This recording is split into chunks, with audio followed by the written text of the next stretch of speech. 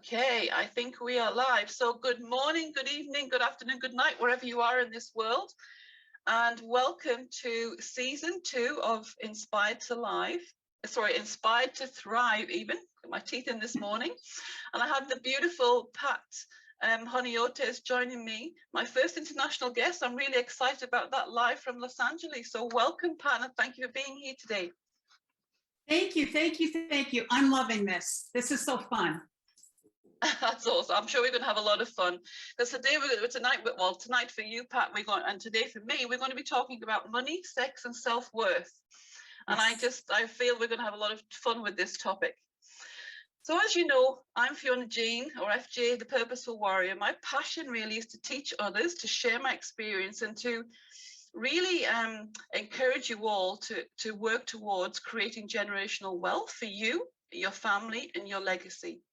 So in this series, I want to really poke the bear, to tell it how it is, to share the truth of what I've learned, what I've experienced, throughout the world, and also encourage all of the speakers to do the same. Let's get real and raw with what we talk about, to share our successes and our struggles, and just be, my objective with that is for us all to be led on a slightly easier path. We can learn from each other and we can share, because after all, we know there's no magic pill. There's no quick fix. So I'd love you to grab your conscious cuppa. For me, I have my coffee flask here this morning because I'm running around, at least it stays warm. A notebook, perhaps somewhere quiet to sit and really lean in with us as we have this conversation.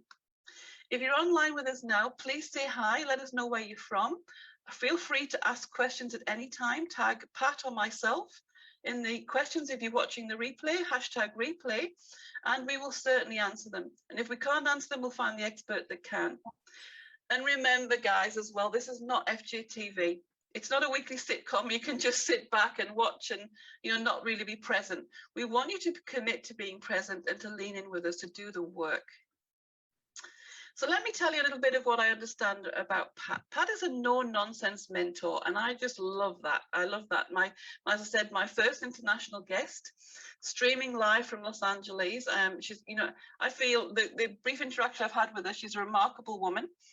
Always loved what she's been doing, a diverse career, teaching, medical hypnoanalyst. Can't my teeth in again this morning.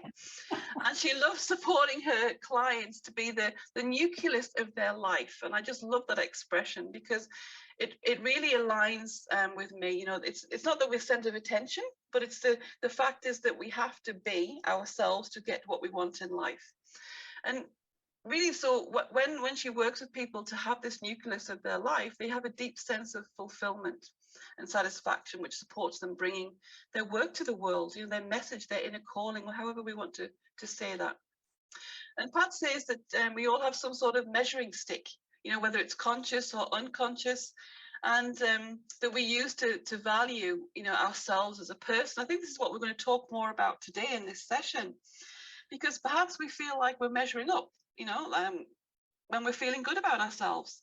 And perhaps we're not measuring up when we've fallen short, we've done something wrong. And I'm sure all of you that are listening either now or on the replay will actually relate with this. We have these feelings of guilt and shame and judgment and negativity and beating ourselves up, all of these things that we're not worthy or good enough.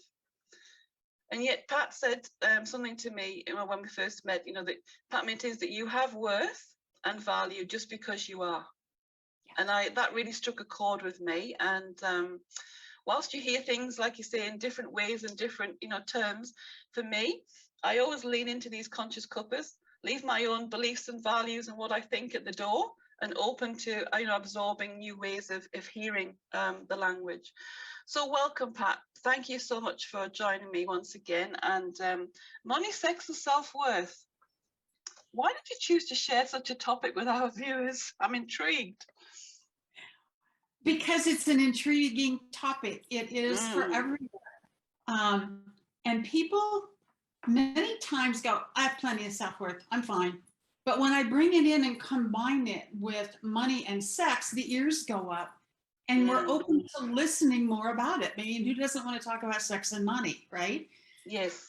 And many people don't realize that it can be, doesn't have to be, there shouldn't necessarily be, it's really connected to your self-worth. That's one or two of the measuring sticks that I talk about that people have. You know, we all have this measuring stick by which we determine what our value is. The problem with that is sometimes the measuring sticks are really screwed up. They're not meant to measure your self-worth or your value. Yeah. Yeah. And self-worth is so critical to your well-being. It impacts every single thing in your life, whether it's business, pleasure. Okay. We have low self-worth. Our sex life probably isn't as good as it could be. Yeah. Yeah. You know, and then I think that's very true. And it's very true what you say as well. The measuring stick that we measure ourselves by is messed up. You know, and I'd love to know more about that, you know, really sort of expand more on that. You might intend to during the course of, you know, the discussion, but I think that's something that would be really worthwhile digging into as to why it is messed up. Think about, just talk about money for a bit. All right. I've got $10 in my bank account and you have $10,000 in your bank account. There are many of those that would think you're a much better person than I am because you've got more money in your bank account. We make our self-worth equal our net worth. And bottom line is it has absolutely nothing to do with it. It becomes especially important if we have some low self-worth to begin with. All right. And then to measure it according to money, it's not an accurate measuring stick. Yeah. I'll be honest with you, Fiona, I don't know what an accurate measuring stick is, especially if you just come from the place of just because you exist means you're worthwhile and that you have value. Yeah. Yeah. Other people measure themselves by how many dates they can get in a night. Other people measure themselves by how many books they published, how many, you know, in another part of the country here, how many deer did you shoot this season and bring home? And none of that has absolutely anything to do with who we are. It just doesn't. And we're not. The other key to that is so much of the time, our measuring sticks are subconscious, which means we're using them on ourselves and not even realize it. You know what I mean? It's sometimes it's just been what we've brought up with. Yeah. Right. So the value in one community may have zero value in another. And so that's not they're just messed up. It don't mean, maybe messed up isn't the most accurate word. Maybe a better accurate word is they don't mean anything. Yeah. And it is true because, I believe it's true. You know, my map on it is that because we are all brought up in different environments, you know, within our family. So we have different family values and beliefs. And then also we're influenced, you know, as we grow by, you know, politics, our schools, religion, all of these external influences as well, you know, impact our beliefs and values around things. So, you know, and I know, I'm sure the same for you when we work with clients, a lot of that is the biggest thing is to unmesh them, I call it, unmesh them from that tribal cycle. So that tribal cycle, whether it's within your family or whether it is, you know, within the school you've been brought up, you know, there's all different aspects, even the marketing, you know, the subliminal messages we're receiving all the time, you know, from the marketers. We're conditioned to buy the, you know, the Nike shoe because it's the best shoe, you know, not the Reebok one, you know, so we're just conditioned all the time and we're not worthy enough if we don't have the brand clothes, you know, that sort of thing. Yeah. Or buy this car and you'll get girls, right? Yeah. Wear this bra and you'll attract guys. Oh, we're back to the sex again. Oh, well, what can I tell you? I'm old. It's okay for you to go there. It's okay for you to go there. Love it. I love it. It's just, and here's the thing, Fiona, and I don't know about your clients, but I will say that anything they bring to me, and I work a lot with women entrepreneurs, okay? Anything they bring to me for support in will always go down to valuing themselves. If they will let me take it that far, it will all go there. And if they'll take me even farther, it's always a spiritual issue. Yeah, yeah. Self-worth is a spiritual issue as far as I'm concerned. Yeah, yeah, yeah. I do agree with that. I think it's a lot of it's around the self-love as well, you know, and the feelings that we have for ourselves and what we believe and everything like that. So it's, I do agree with you. Self-worth doesn't equal net worth. But I think, you know, really our net worth equals the amount or the value that we have on ourselves, like our love, you know what I mean? The self-love that we have and that connection. Yeah, I think it has a lot to do with that personally. It does have a lot to do with it. And again, I think that's inaccurate. Do you know what I mean? Why would we have that tell us how good or how bad we are, how valuable we are? Yeah. And here's when we're born, we're perfect as we are, right? You know, it's just that we get messed up throughout the years of our upbringing because we're bombarded with everyone else's beliefs and values and not knowing any different, you know, wanting to seek shelter and to seek comfort and things. We absorb it. Yes. Yeah. Well, and it's also how we survive, especially at an early age in society. Yeah. You know, it's just part of it all. It's not to blame anybody. Okay. No. It just is what it is. Here's the other thing here's how it gets passed down or passed on, if you will. You can't give what you don't have. I mean, you can ask me for $100 and if I don't have it, I can't give it to you. Now I may find some monopoly money and give you $100 for that. Thank you. But the same thing is true, we can't give others what we don't have for ourselves. So if I don't love myself, I can only give you a facsimile of loving you. Yeah. If I don't have some compassion for myself, I can only give a facsimile of compassion for you. Yeah. And then we start judging ourselves around that, which plays on our self-worth. Make sense? It does. It makes absolute sense. And I guess even a step farther from that as well is that, you know, even the amount that we have developed ourselves is the amount that we can help others. So that's why I believe that our journey is an ongoing, evolving one. There is no end point for me, you know. I don't know whether you feel the same, Pat, but it's something that, you know, my journey into myself is now going to be a lifelong journey in this life and the next, you know. It's an evolution. I always say there's no such thing as a destination when it comes to that. You know, because as soon as, I don't know about you, but as soon as I reach that point that I've really been striving for, I climb, and I get up and push myself off and I look around and I'm congratulating myself. And then I go, ooh, now I want that over there. There's always another place to go. Yeah. And that's right, because I think the more that you evolve, the more that the blinkers widen and the more opportunities you can see. You know, you can see new solutions to things. You're open to seeking more answers, to talking to more people. And like I'm sure you find this with clients as well, but, you know, we're not always the right mentor for that person, for that particular thing, you know, and I'm totally okay with that, because I think that we have, and even for myself, I have different mentors for different seasons or different reasons, you know, things that I want to build on. There is no one size fits all in any aspect of things, you know, whether it's a pair of knickers or whether it's a mentor. There's just no one size fits everything. And you know what, that takes the competition out of it too. Yeah. You know, that, and I don't really believe in competition. People say, what? Okay, no, because nobody else can do what I can do or what you can. Yeah, and there's an abundance for us all. You know, I truly believe that. So when I think when we come from a place of, you know, that abundance and that self-belief, if you like, or that inner knowing, you know, that we are enough as we are, and we trust, you know, that we have the guidance to help people, then I believe there's enough, and people will resonate with that. You know, they'll like my style, they'll like your style, and I'm totally fine with all of that. I don't hang on to anything like that. Yeah, it's really good.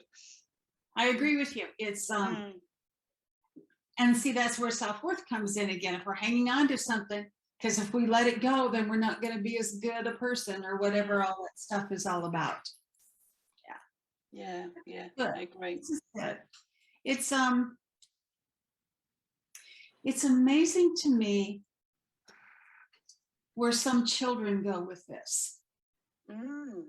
from the standpoint of, and my granddaughter's like 11 going on 12, okay? Yeah. And she's a little athlete and she's really good in school. And she has that confidence of being, I'm okay just the way I am. Beautiful. But then the way it gets transferred, Fiona, is so beautiful because she helps so many little kids around her. You know, it just, and that's how it gets passed on, Yeah. but it has to start at some generation. You know what I mean? Yes, that's right. And I think that that's part of my mission. I'm sure it's yours, is to help the ones that are feeling stuck, you know, that they've been conditioned, if you like, or enmeshed, you know, in all of this tribal bullshit, let's call it Yes. what it is, you know. Yeah. And they want to release themselves. And the beautiful thing of witnessing and holding space for them to do that, so they can take back their own power, and then knowing the ripple effects of that. Oh my Because God. then, Yes. then they know different. I've got goosebumps and even just thinking about it, you know, because then they go back and they make amends, or they do things different with their children, and it's a different learning experience, different experience and guidance that they're sharing. Yes, I made up my mind that I was going to raise any child I had very different than I was raised. My stepfather called me a goddamn dummy from the time I was 3 years old until I was 30 and put my foot down. Okay. Yeah. And it was always those kinds of put downs. And I made up my mind I would never do that. Now I'm sure I wasn't perfect at it, but my daughter grew up with a lot of confidence. All right. And she goes out and but the real fun, Fiona, is saying another generation of it happened. Beautiful. Okay? It's like, so she's passing on the gift that you gave her. Yeah. And see, that's the whole idea. And it's like, we've got this 11-year-old that just doesn't think anything's impossible. Yeah. Yeah. I just want to see everybody have that. Absolutely. I'm well aboard with you there. Absolutely. So do you want to share with us a little bit about the Nucleus, you know, the life, and how you work with that with clients? I'm curious as to what that process is. You know what a nucleus of a cell is, right? Yeah. It's the control center of the cell. It determines all the decisions. It determines the growth. It determines all of that. If for some reason that nucleus gets off center or damaged in some way, the cell goes wonky. Okay. It's not able to function to its, you know, biggest potential. We're the same way. We need to stay in the nucleus, in the center of our lives. Because when we're in that place, I get tongue tied around this because it just seems so important to me. And I just want to make sure that it gets across. When we're making our decisions from that place, when we're taking care of ourselves first, it's then and only then that we can start giving out and have that go out. Again, I go back to you know, you can't give what you don't have. As soon as you stop focusing on you and start focusing on your clients, that's putting you way out of balance. You know, self-worth is all part of this, right? And so some of the things I've been saying lately haven't been very popular, but I say them anyway. And I tell people to be self-centered and selfish by being within the self. Yeah. And it's different. It's not the traditional meaning of, you know, taking away from someone else for you. It's about including yourself. Yeah. You being in your center and then including yourself in all of these other places that you have to focus at times. Does that make sense? It does, and I love it because, like I was sharing with you just, you know, before that, I wrote my book, and it's called Journey to Me, Becoming Functionally Selfish, because selfishness is, you know, it has such a negative connotation to it, you know, that you've got to share your toys, don't be selfish. I'm sure we were all told this when we were young, you know, everything like with your cousins or your siblings. And yet, you know, when it's like the analogy of putting your own oxygen mask on first when you get on a plane before you can help others. A lot of these things that, you know, I've come to realize it's internal. We have to look after our internal being and not be influenced by the external, because in reality, our family don't want some dimly lit, you know, emotionally taxed, burnt out version of us. They want the vibrant, full of life, Yes. beautiful being that we really are. And to be able to show up as that, like you said, the nucleus of yourself, you have to nurture yourself first. Yes. But so many people struggle with that. There's the guilt, there's the mum guilt, there's everything, there's all sorts of things. When we work with different people, wow, it's big. It's a big thing. I think it's the answer. I will say, and again, I'm going out on a limb, but skinny limbs never particularly bothered me, is being the nucleus of yourself, I say, basically will solve almost any problem that comes up for you. That if you're really there and really in that space, the rest of that, all that outside shit kind of goes away. It's just noise, right? It's just noise. Yeah. I'm 100% with you, 100% with you on there. And I know a lot of people will still say that's bullshit, and that's okay. We're here to, like I say, poke the bear, to have these discussions, to try and share our thoughts and guidance and wisdom, and then others can, at least have an awareness or an expanded awareness on this subject, and they can make different choices should they choose to. Yeah, and it is about choice. The thing is, and what you just said, and you making folks aware of all these different things, in awareness, you've got choice. If you're not aware of something, you don't have any choice. That's right, because you don't see. Yeah, you don't see it. You don't get it. And the other thing that happens when you're in this nucleus, all right, is you get such a deep sense of satisfaction and fulfillment. Not just from yourself, but from the work that you're doing, because you're including you with it. Yeah, that's beautiful. Yeah. And then what do you suppose happens to your self-worth, Fiona? Oh, it might go up a little bit. Just a tad. Yeah. It is. It's very true. And I think that, and again, when you believe in yourself, and you have that self-worth, that inner knowing, I still believe then it's, you become a magnet, and a magnet for all things. So that's financial abundance, love, beautiful relationships. You connect with beautiful souls such as yourself. There's a reason that we connected, and discovered each other, what we were doing, and the similarities in what we're sharing and working with clients. To me, there's no surprises. We're meant to meet people along our journey when we do, to share knowledge and to share guidance. So I'm truly grateful for that connection as well. It makes us magnetic to those that we are here to work with and collaborate with. It's the attraction thing. But here's the other thing is, we're putting out a vibe all the time. All right. And we may not even realize it. When you're conscious of it, it gets to be fun, because then you can see what's happening with it. But when we're putting that out, what you're saying is just self-confidence, thinking we are enough, all of that. People pick up on that, whether they would use the same words or not. Yeah. Okay. Have you ever run into somebody you just instantly like, and you maybe don't even know why? Yeah. Have you ever run into somebody that you go, oh, that's okay, we'll just, how do you do? And you move on? Yep. Plenty of those. And you may not even know why, but that's the reason why, because of what's going on in here.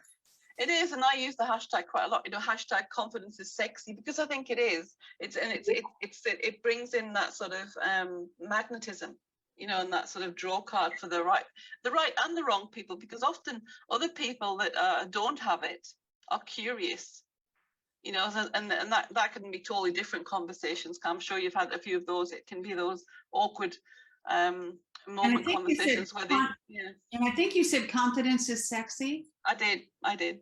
So I want to just call to your attention that you're the one this time.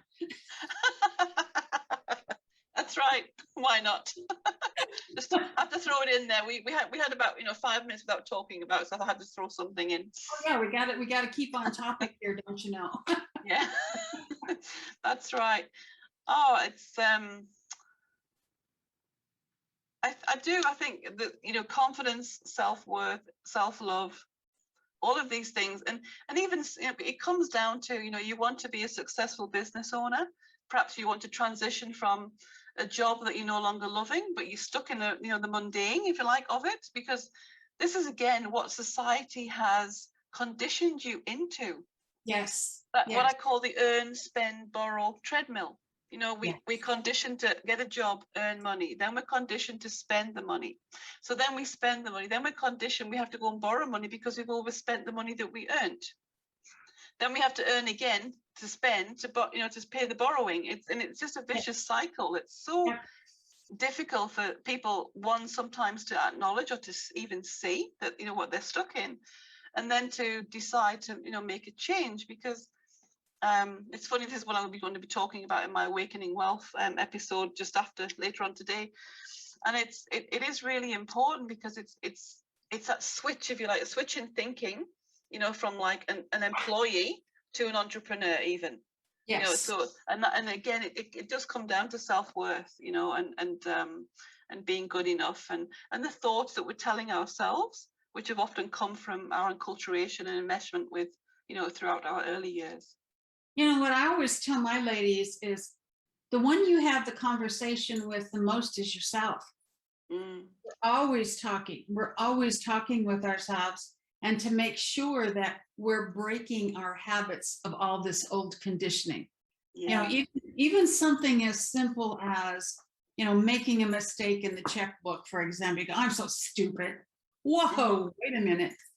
What you're doing is falling back into the habits of what you've been taught. It's just like, oh, look at that, I made a mistake. Totally different things.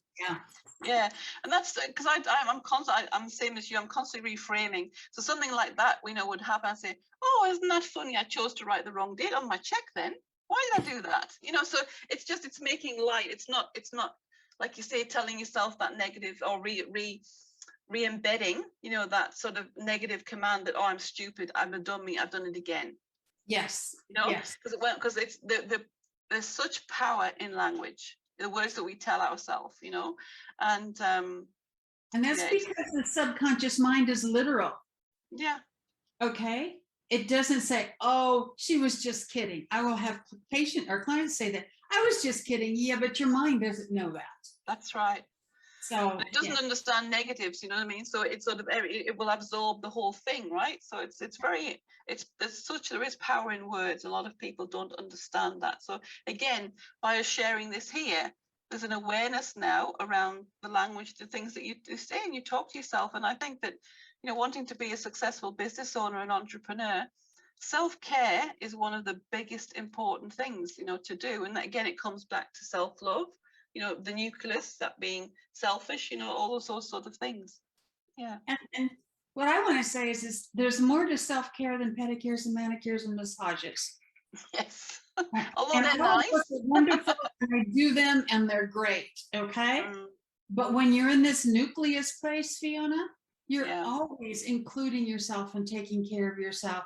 And so it's more just of an of course than it is, oh, I've got to go have a massage. Do you know what I mean? It's just something that gets locked in the diary, you know. Yeah, that's right. Exactly. And I think it's that I call it you-based time management, because everything that I do and I set my time for has a base around me and what's important for my why, and, you know, I'm building forward, you know, my own legacy. And if it's something that is in my diary that isn't on that track, then why is it there? Exactly. You know, so it's really getting down to me controlling, or me, you know, overseeing, and not being derailed, you know, by others. Like I did that for years.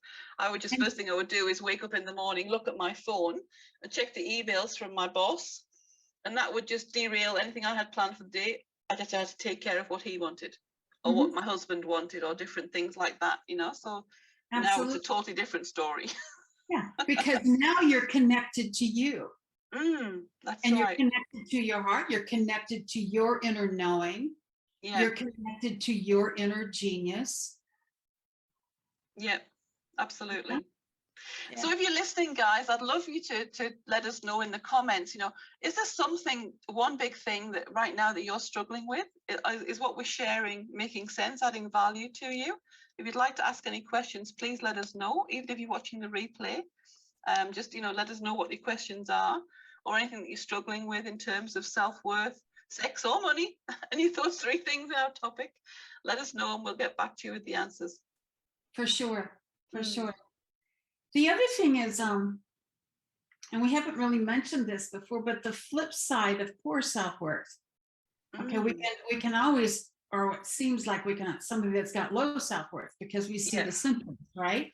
Yeah. But I will tell you that the flip side is just as unhealthy, and that's inflated self-worth. Okay. Like full of your own self-importance, is that what you mean? That, yeah. Yeah, okay. Exactly. And it comes across many times as I'm better than you are. Yeah, okay. And they don't even have to say it. So all I want to do is let people know that's the flip side of the same coin. It's all still unhealthy self-worth. Yeah, yeah. One because question, we are no better than anyone else, really, when we come back to it. We're all born, whole and complete exactly as we are. Yep. But I think society and different things that happens to us, the traumas along the way, the experiences along the way, it sort of shapes different things, doesn't it, for all of us? And we have different, or we create different labels for different things, and they become stuck. Yeah. So you're walking around with your labels, you know what I mean? And one of the beautiful things that I love to do is that let's drop all those on the floor. They don't even belong to you. This one's like Auntie Jones. This one's Grandma Jean's. This one's your mum's. This one's your best friend. But you end up walking around with all of these different parts of different people stuck to you. And it's time to like shake them off, get nude if you like, and then just put on a different outfit that doesn't have anything. Yeah. It's you, all of you. Yeah. Sometimes in groups, what I'll do is I'll take like the sticky notes, the little squares, and I'll have people write on those sticky notes a label that they're carrying. Yeah, whether I love that. Stupid or stressed or mom or whatever it is. And then we do a little exercise and they take them all off. Yeah. And we put new ones on. Yeah. New ones are what the new truth is about them. It's not a new truth about them, it's what they've discovered is the truth about them. Yeah. We do a lot of the same things, don't we? We do. It's a shame we weren't a bit on the same continent. We'd be able to well, you never know. There's always time. There you go. We've got the time figured out now, though, right? That's right. There's one more thing, and I would ask all of our listeners, especially if you're having some trouble with self-worth, right? Yeah. Anytime you go to do something, you go, oh, I can't, or I've got to make sure this is good, so that the question that is really, it's pure gold, Fiona, is how would I do this if I had nothing to prove? We spend so much time trying to prove our value. I'm going to have the highest sales or whatever that is. What if I just lived my life like I had nothing to prove? Yeah. How would I do it? Yeah. And it is true. And I love that. And I think that's a very, very powerful question. I'm going to write that one down and use that for myself as well. Because sometimes, and even on my journey, I'm sure perhaps you're the same. We still have those moments, where there's a doubt that creeps in. And in the moments for me, when the doubt creeps in, I just tell myself, okay, what would love do in this moment? What would love do? Yeah. Oh, I love that. And that just brings me from, because often if I'm feeling like that, I don't know about you, but I'm stuck in my head, and I'm overthinking, overanalyzing. And when I say what would love do, I just like, it's like a sigh of relief, and I just drop into my heart. I was going to say, you go from head to heart. And then the answer's there, and it's amazing. So, that's something that I do quite a lot of as well. Yeah. The other thing I'll say, that some of the things we're talking about here, like it's in my head and I just drop into my heart, and we're making it sound, for those people that go, I don't know if I can do that. We make it sound so easy. And the trick is it is easy, but it takes practice. Yeah. I wasn't able to do that as smoothly and easily as I can now. And to have patience with yourself and practice it and give yourself some time to really to go into it. It is, that's very true. And I think because like you're saying, you know, we often get, you know, caught up in what I call comparisonitis, you know, with others, and you know, it's like, oh, they've got this, or wow, we started our coaching journey at the same time, and look at her business compared to mine. You know, I don't have clients, she does, and you know, a lot of people get caught in that comparison, and I did for a while. You know, it's I'm not good enough, and you know, I don't have a family, they do, but they're still achieving goals. And well, what am I doing wrong? You know, it's, and a lot of it is, again, it's that self-berating, like we were talking about right at the very beginning, isn't it? And perhaps the measuring stick that we're using. Yes, I say throw all measuring sticks away. Yeah, let's have a bonfire. Yeah, there you go. We can, you know, roast marshmallows and, you know, make some s'mores and that kind of, but seriously, throw them away because they don't mean anything. Yeah, yeah. It doesn't mean anything.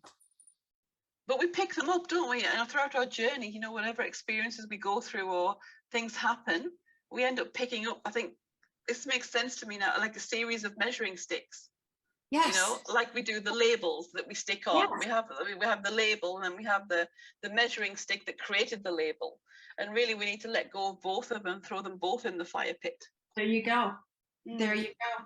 Because they're worthless. Yeah. All it does is give us stress, anxiety, depression.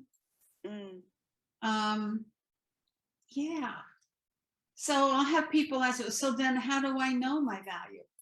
How do I know my worth? And I always go back to that initial belief that you and I started with, Fiona, which is you're here, aren't you? Yeah. You're here, you're on this earth. Yeah. That's what gives you your worth and your value. That's right. You're a present, you're a physical human being. You know, you have a place in this earth. You have a calling that I think we're all born with. We enter this, you know, we come in through the birth canal, and you know, we're here with worth, fully intact. Yes. 100% perfect, exactly as we are, as we're meant to be. Pure essence, Fiona. Pure essence. And we just, for some reason, well, we know what the reasons are when we've done, you know, this training and things that we've done ourselves. We just conditioned, you know, and we pick up other people's bullshit, basically, and it clouds us. You know, we lose who we are. It becomes that crud, if you like, or that crust that's around us. And then when we start to, or when we make the decision, or we choose to do something different, to perhaps put on our functional selfish, or to find the nucleus within, you know, then we have to chip away at the crud that we've created to protect ourselves. Like you say, in those early years, that, you know, so make sure that, you know, we're seen and not heard. We don't make a noise. We want to fit in. So we do what we need to do and build. It's like I often, you know, I joke about it. You know, I'm still quite overweight, and I have my Michelin tires, but they were my protection. Yes. You know, against all of the, well, domestic violence and abuse that I had throughout my life. And now I've punctured these tires. You know, it's taken a while for them to go down, but I'm determined they will go down, you know, but you know, they took me years to create them. They're not just going to disappear overnight. Like I said, there's no magic pill. If it's your health journey, your you know, emotional journey, your well-being, whatever it is, there is no magic pill for anything. We have to be prepared to put in the work. Yeah. And you know, it kind of reminds me of you know, the popsicle, what are they called? I don't know what, but they have like caramel or a Tootsie Roll in the middle, and then there's hard candy around them. It's a lollipop. Oh yeah, like a lollipop. Yeah. This is like a multi-layered one. Yes. And so you have to start going through all the stuff to get to that essence in the middle. Yeah, absolutely. That's right. Because that essence in the middle is pure gold. It's your shining gem, whatever that is for you, you know, and it's like there's a story of I forget now where it came, which Buddha it was, but there's a story of a Buddha, and throughout the years, it was a golden Buddha. And they were so fearful that it would get stolen that they covered it in sort of like, you know, mud clay. Oh yeah, And then okay. yeah, and it was hundreds of years, you know, and it was just there in a temple, and something happened to the temple, and they had to move the Buddha to a new temple that had been built. So they moved the Buddha and accidentally chipped a corner, and they could see the gold, this glimmer of something shining through. So they gently started to clear it away, and what was revealed was this beautiful golden Buddha. And I think that's a beautiful metaphorical story that we can relate to what's hidden within us. Because when we came into this world, we were already this beautiful golden, you know, Buddha or whatever it is that, you know, everyone believes in and that sort of thing. But, you know, and it's the fact that we're either so fearful that we actually cake ourselves, so we get hidden. Yes. Or society does it to us, and we still have a part in that. We allow it, you know what I mean? But it's we think it's others, but ultimately everything that we do is ourselves. Yeah. Yeah. And it's it covers up who we are. But also, you know, how do I want to say this? As we start taking these layers off, we start, I don't want to say changing as a person. We start discovering more of who we are as a person. Because I'll have people say to, you know, they may see me 5 and man, have you changed? And I'm thinking, no, I really haven't. What has happened is the real me has come out. Yeah. So and you know, Pat, it's funny you should say that, because I haven't been back to England now for 5 or 6 years, which is where all of my family are. I'm in Australia. And whilst I, you know, see them and talk to my parents on, you know, Zoom and different things, and we interact regularly, I know I'm a totally different person than when I left. You know, and it is a fear in me that if I go back in person one day, am I going to be accepted as the Fiona that they know and loved? And I'm sure they all still will love me, I'm sure. But there's perhaps going to be some rebuilding of relationships and starting to understand the new me, that the one that's just not going to sit in the corner and say nothing. I have a voice. I found my voice. They're not going to know you right now. Yeah, and I think that's a big fear for a lot of clients as well that I see. It's all, wow, you know, how I'm getting nobody, because I lost about 19 or 20 friends that I thought were friends, but really they were acquaintances. When I realized that, you know, friendship is actually a two-way street here. I don't need to do all the running, and I want people who are going to hold space for me, you know, and it's reciprocal. So I have a very, very small group of, you know, trusted, you know, people in there really, and it grows as and when I come across new people who are on the same path and same journey, you know. And yeah, I do have a small circle, but man, they're solid. Yeah, that's right. They're solid. And yeah. When we think enough of ourselves, Fiona, when we have that self-love, when we're coming from our nucleus, we're very particular about who we let into that. Yeah. And it's no judgment against them. It's just that doesn't work in my world. That's right. And I'm a big believer in meeting people where they're at. And, you know, there are certain people in my life that I love, you know, and I don't want to not have in my life, but I have to limit the time that I spend in their presence. Yes. You know, perhaps because of, you know, negativity or different things. And I know it's not good for me, you know, so, and I'm not prepared to suffer that anymore. I don't have to, you know. Now there's you being the nucleus of your life. Yeah. Beautiful. It's not good for me to be in it, for you to be in it. Doesn't mean I have to be superior. It's just I'm limiting this because it's not good for me. Yeah. That's not meaner, but that's you coming from that center and that core of who you are. Yeah, that's right. And if you don't like me, I'm okay with that. We don't have to like everybody. You know, I have a lot of non-attachment to things. One of my words for the last 3 years has been detachment. And I've really worked hard on that, you know, detaching from external things. And I can really start to see the benefits of it now. So I don't really, you know, I don't seek the approval of others, anything like that, you know, which a lot of the biggest things that... Yeah, you've sought the detachment, and now you're unattached. Yeah. And it's like, you know, and I think being like that, I don't know if you feel the same, but it allows you to really appreciate the present moment. Oh, sure. Like I'm here with you right now on this call, I'm not wishing that I was somewhere else, or I'm not thinking I've got to do the washing, or I've got to go and do some gardening.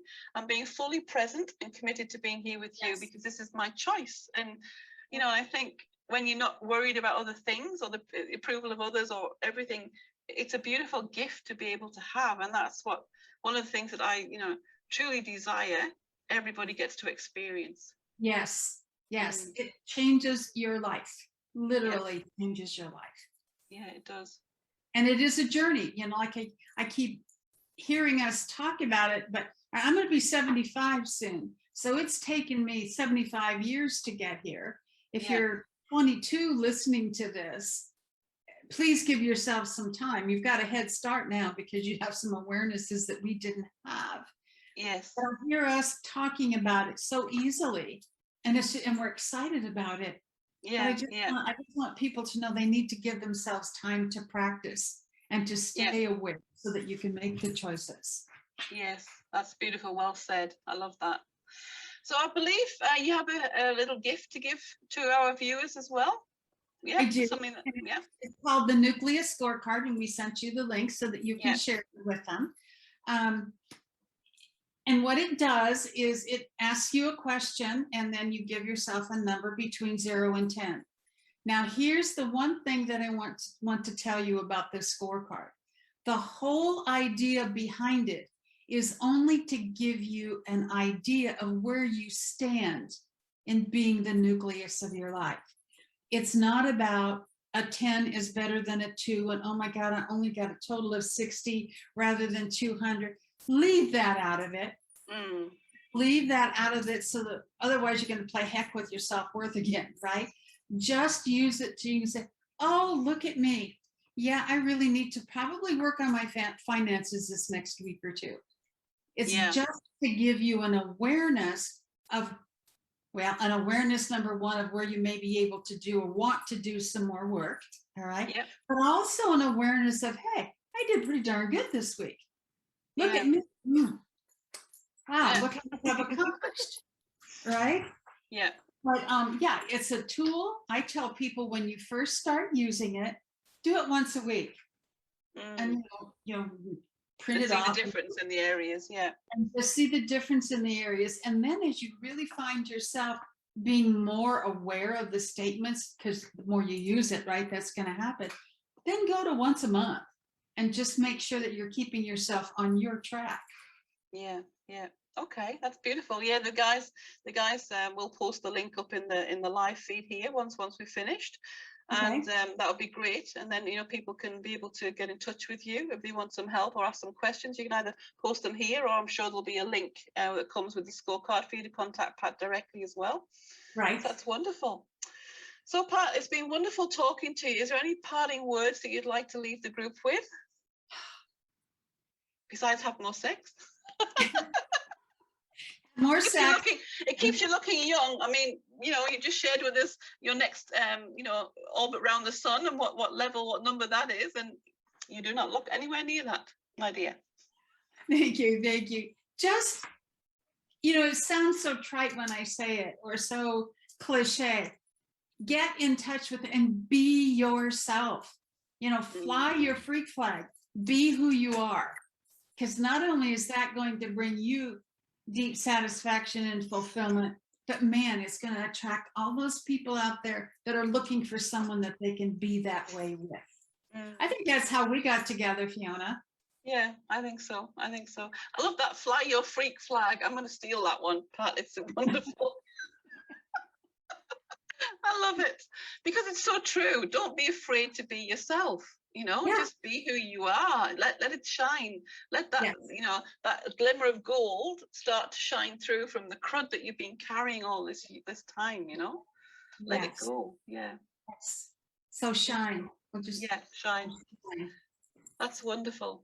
Well, thank you so much, Pat, for joining me. I really appreciate it. I know it's your nearly 9 o'clock your time over in LA now.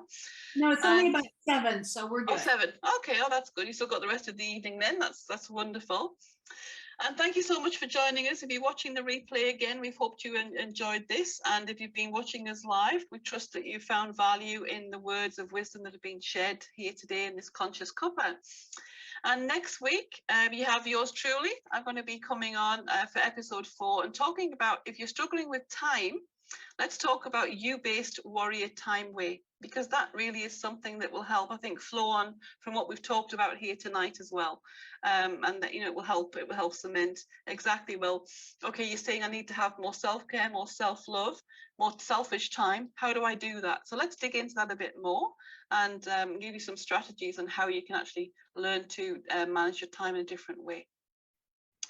So that said, I will say good morning to everyone who here in Australia.